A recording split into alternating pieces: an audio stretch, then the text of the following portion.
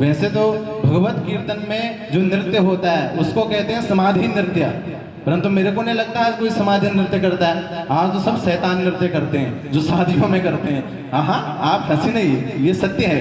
देखिए, भागवत की कथा 7 दिन की होती है, उसका मतलब क्या समझे?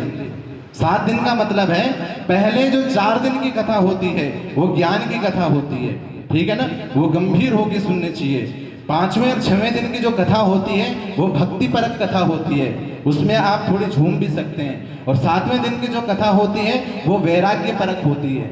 ये 7 दिन की कथा का अर्थ है, ठीक है। अब अगर नाचने की बात अगर आप कहोगे मुझसे, तो भागवत में तो कहीं पे भी नहीं लिखा कि नाचो, वहां पे तो मनन और चिंतन के लिए लिखा, ठीक है। आपने पूज्य व्यास जी से सुना कि जब गौकर्ण जी महाराज कथा करते हैं धुंधकारी के लिए, धुंधकारी का मोक्ष होता है, अन्य का नहीं होता।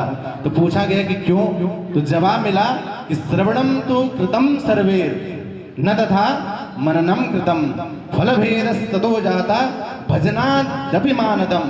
उन्होंने कहा कि कथा भी केवल श्रवण करी, मनन नहीं करी, और भजन भी केवल श्रवण किया, उसका मनन नहीं किया। वहां पर भी नाच नहीं लिखा, नहीं तो लिख देते कि भजन हुआ पर नाचे नहीं। और दूसरे श्लोक में लिखा कि आख्यान में तत् परमं पवित्रम श्रुतम सकृत्वे विधिहेद भोगम श्राद्धे प्रयुक्तम पितृतृप्तिमाभे नित्यम पाठात् पुनर्भवम च। वहां पर भी पाठ करने के लिए, चिंतन करने के लिए और मनन करने के लिए लिखा, ठीक है।